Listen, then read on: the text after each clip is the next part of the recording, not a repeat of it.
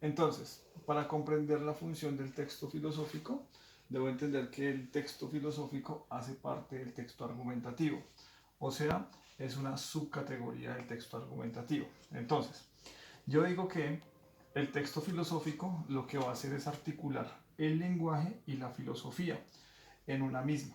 ¿Sí? ¿Con qué fin?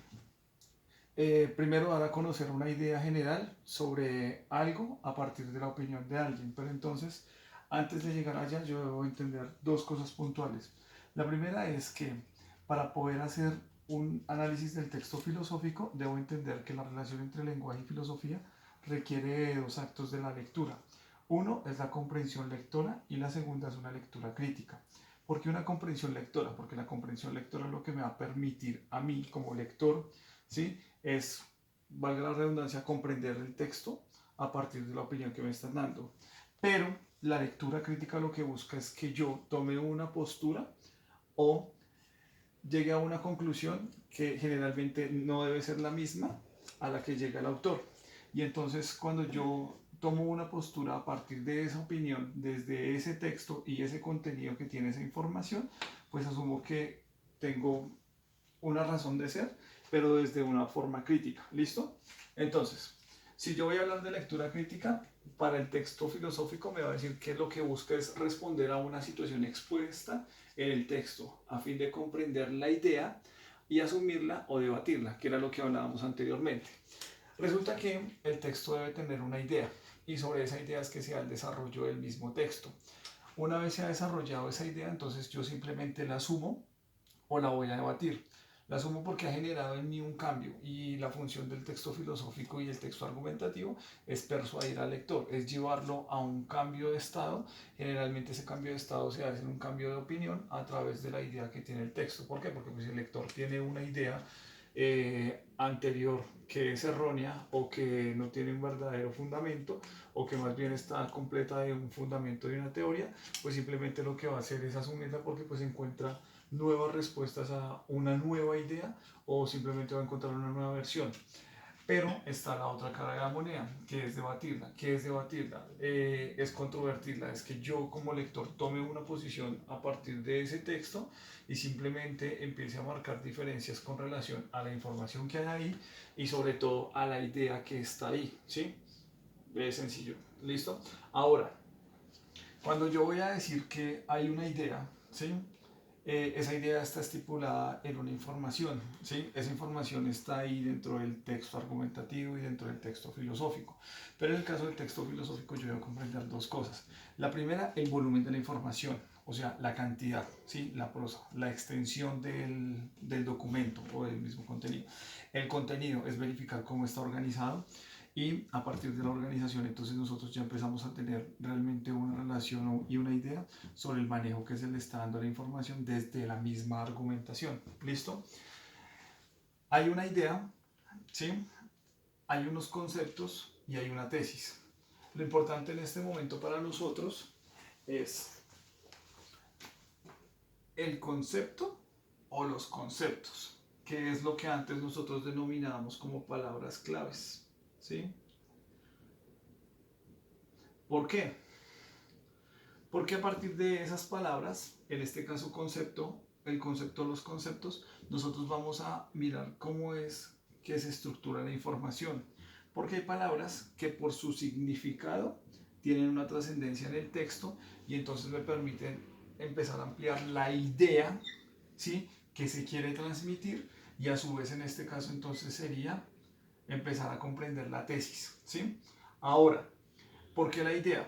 Vamos a un caso. Por ejemplo, ustedes tenían una lectura que hablaba sobre la posición de la democracia en el país a partir de tres palabras puntuales: los votos, las armas y los tribunales. Y entonces, si yo voy a mirar ese texto, yo entiendo que los votos es parte de un proceso democrático, que las armas no son solamente armas en este momento, o por lo menos dentro del texto no, porque me están refiriendo a un grupo irregular, ¿sí? O sea, a un grupo armado. Y los tribunales me están hablando exactamente de la justicia o del sistema penal, en este caso de Colombia, ¿listo? Y entonces, desde el manejo que le van a dar a esas palabras, que en este caso no son palabras, sino son conceptos, ¿sí? Se empieza a esbozar la tesis. Ahora, ¿qué es la tesis? La tesis es el argumento mayor, ¿sí? O sea, es la idea central de todo el texto, ¿sí? Y una vez entonces yo entiendo que la tesis es el argumento mayor, pues debo comprender también que para llegar a ese argumento mayor hay unos argumentos que están por debajo. Esos argumentos son los menores. Y cada vez que se empieza a dar un argumento menor, ¿sí?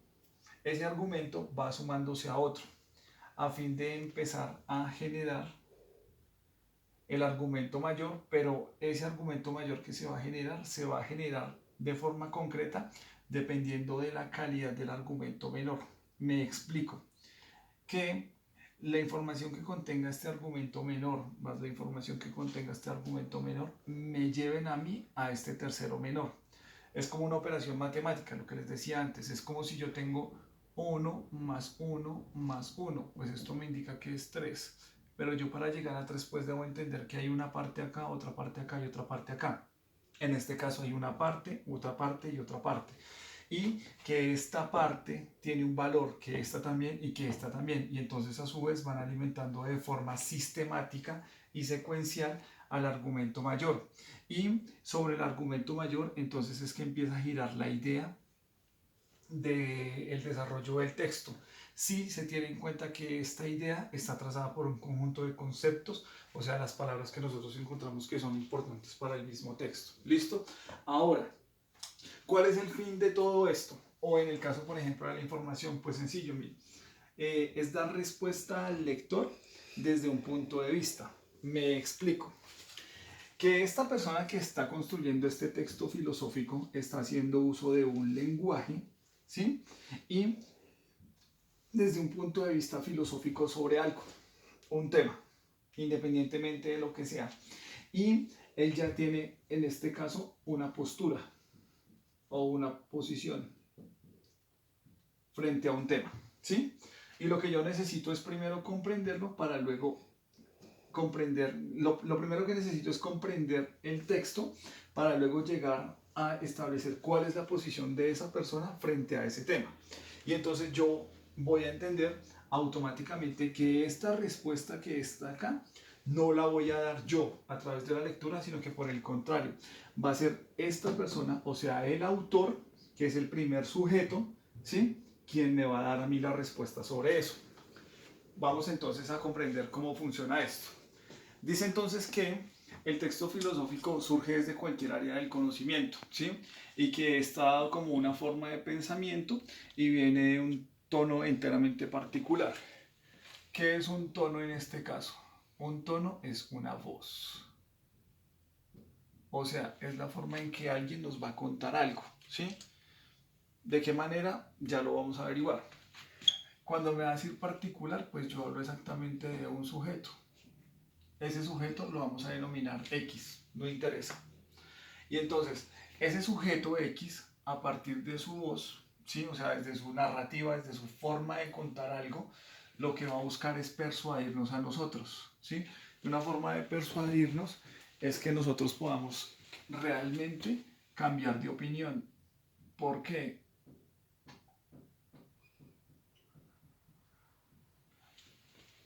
Porque esa es una de las funciones del lenguaje, ¿sí?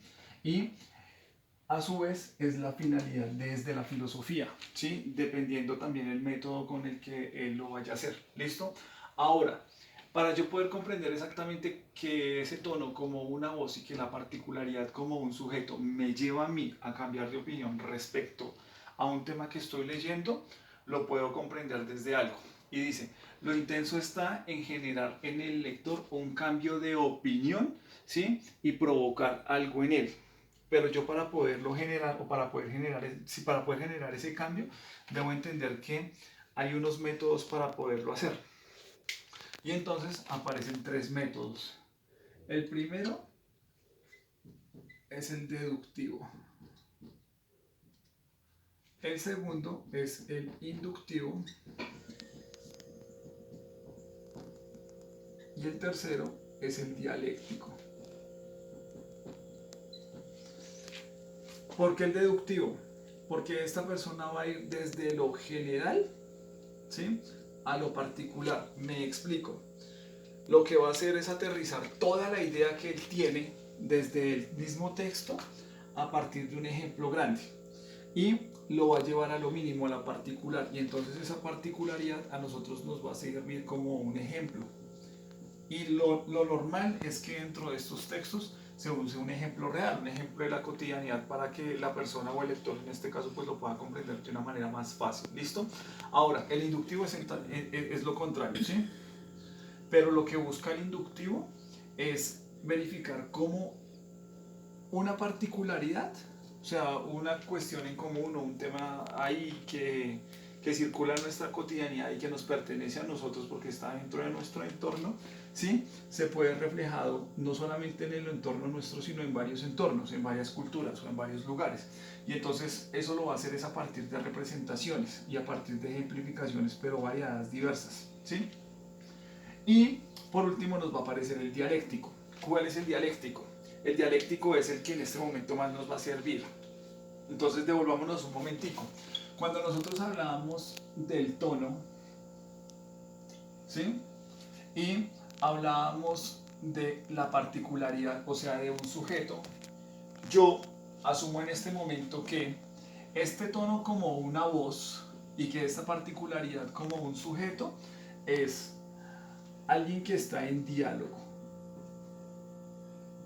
¿Qué es diálogo? Que nos está diciendo algo, pero nos está diciendo desde su opinión, pero no solamente su opinión, sino es una opinión ya producto de una reflexión en donde él va a decir, mire, yo quiero dar a entender tal idea y a partir de esa idea, la generación del concepto que yo como lector ya voy a tener va a ser distinta. Me explico.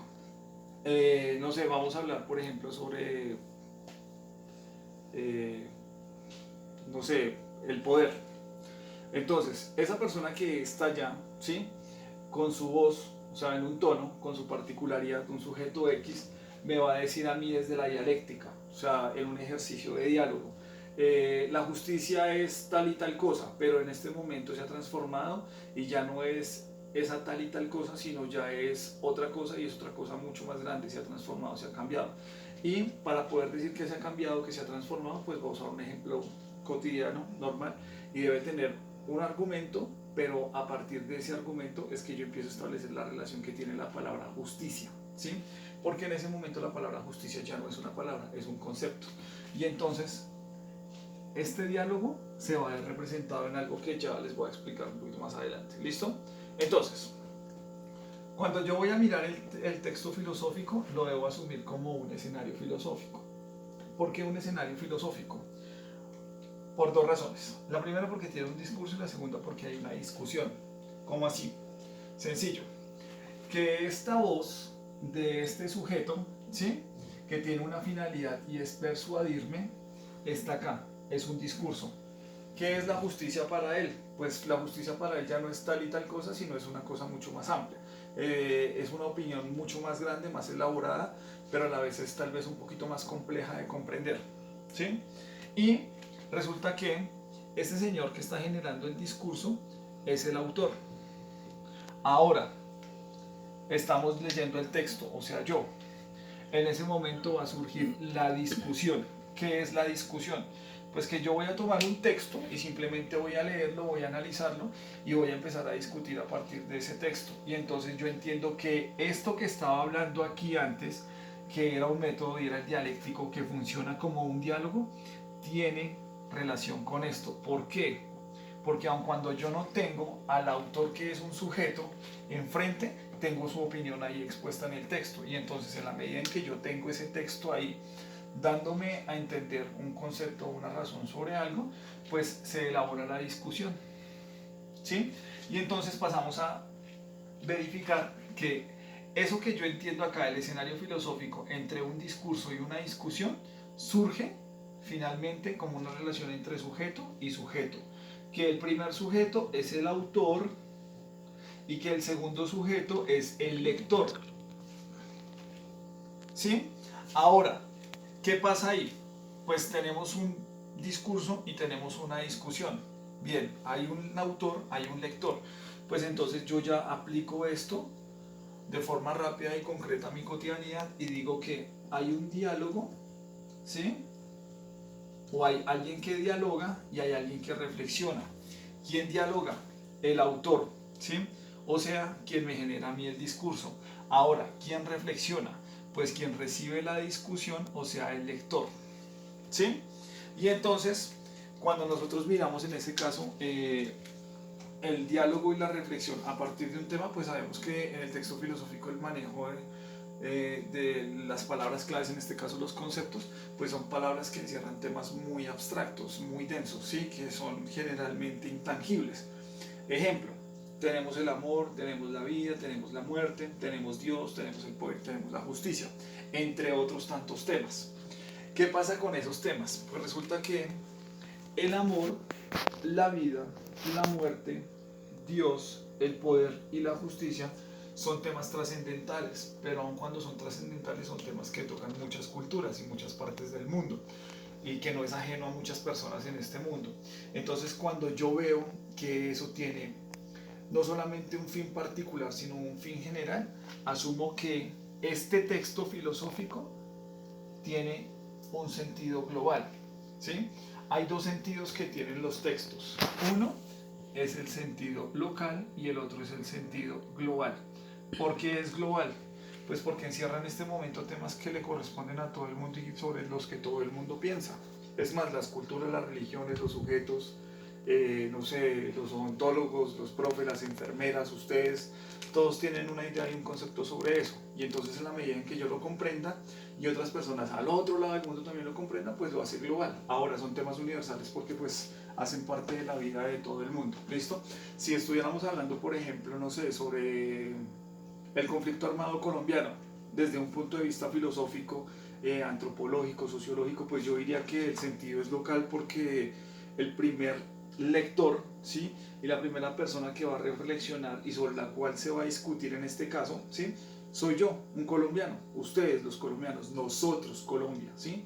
No le corresponde a nadie más. Que alguien esté interesado en leerlo, sí, pero en ese caso nos corresponde a nosotros y sobre eso cae entonces la importancia del sentido local, ¿vale?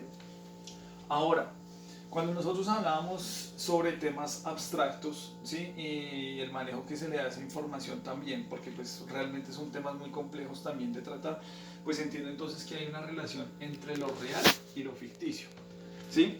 Lo real es algo concreto, es algo que yo tengo, es algo que puedo de una u otra manera más que percibir, manipular, ¿sí? Y que también lo puedo manejar.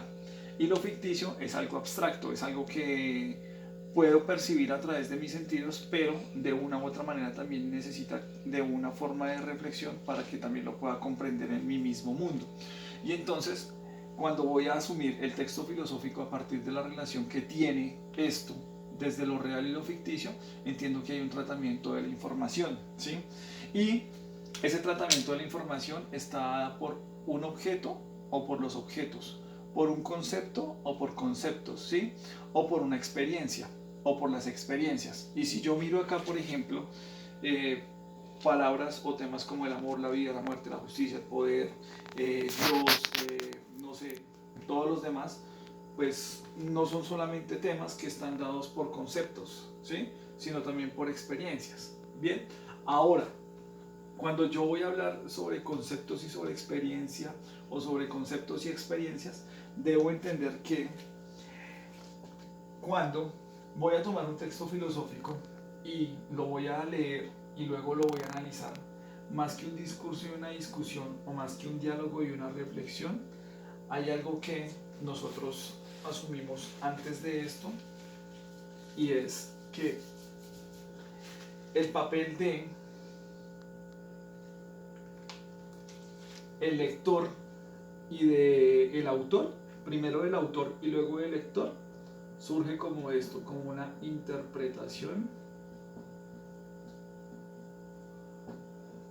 del mundo.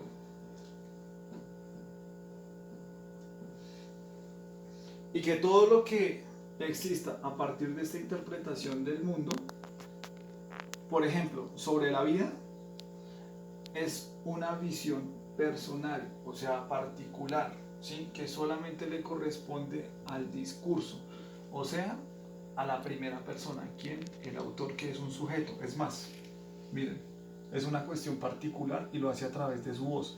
¿Qué es su voz? Su sentir, su idea, su parecer a través de eso que ha descubierto y que es nuevo y que simplemente lo va a comunicar.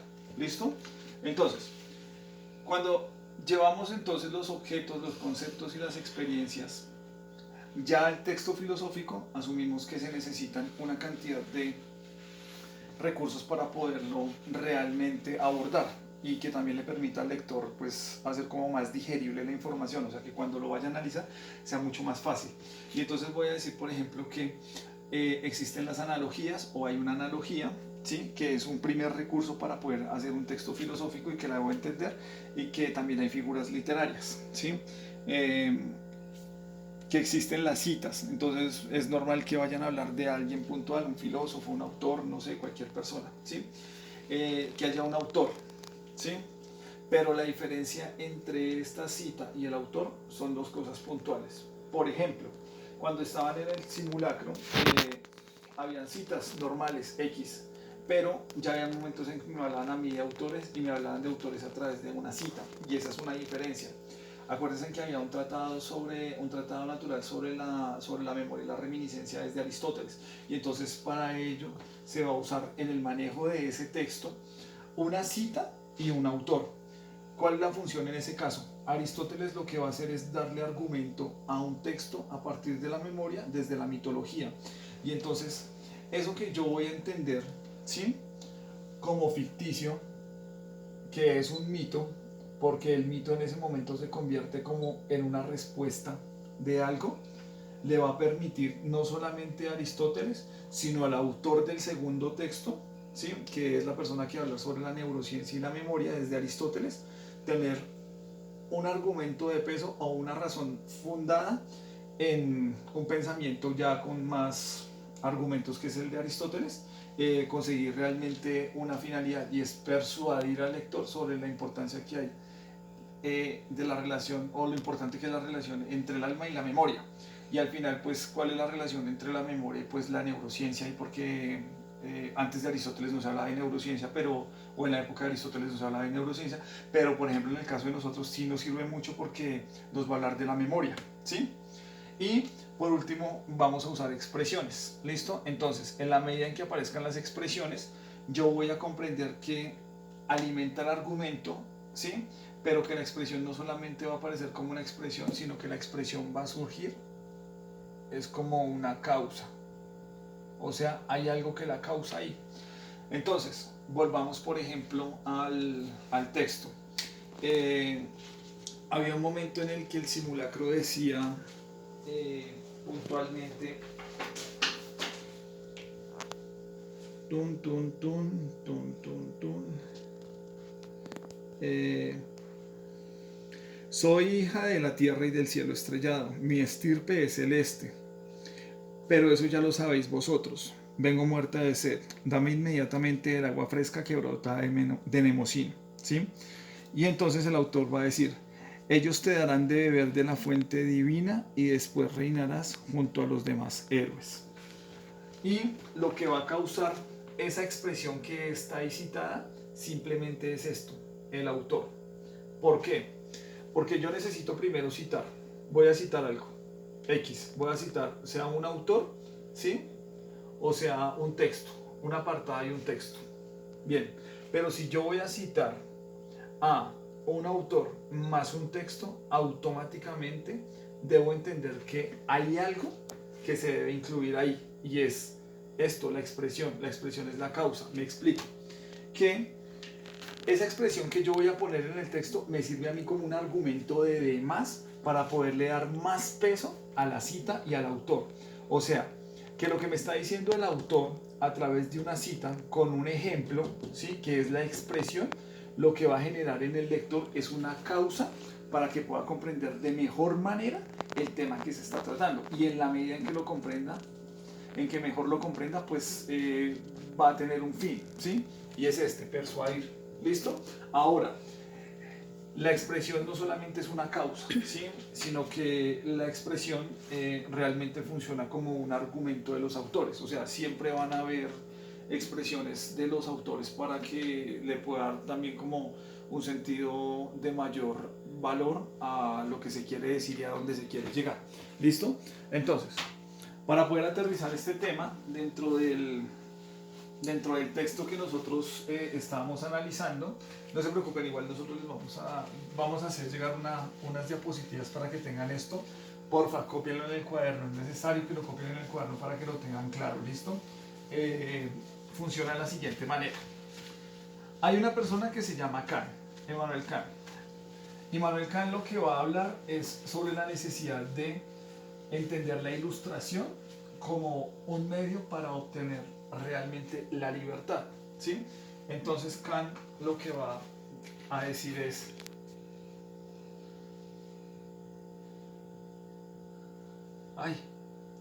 Kant, que el hombre es menor de edad y es mayor de edad. ¿Sí? Ahora, ¿cómo yo hago para poder comprender esto? Pues en el texto aparecen 3 palabritas claves. La primera es hombre. La segunda es ilustración. Y la tercera es edad.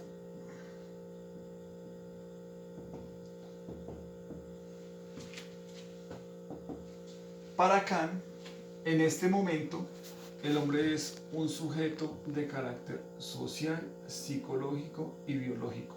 Me explico. Que tiene una relación con la sociedad, que tiene una relación con su forma de pensar, o sea, es un ser psicológico, y también es un ser biológico, o sea, que tiene un componente ahí científico, que es lo que hace que él viva, que es lo que hace que él exista, ¿sí? Normal. Y sobre eso trasciende la idea.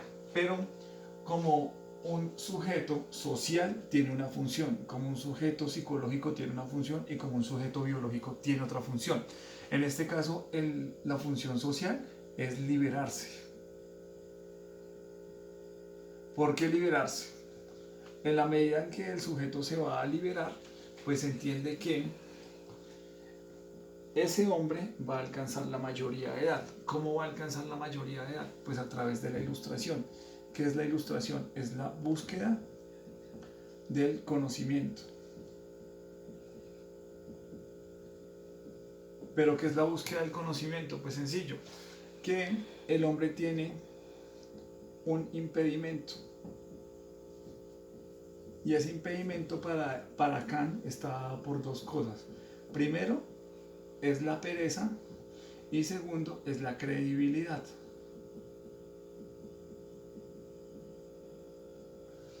¿Por qué la pereza? Porque el hombre no se permite ir y comprender mucho más allá de lo que debe comprender.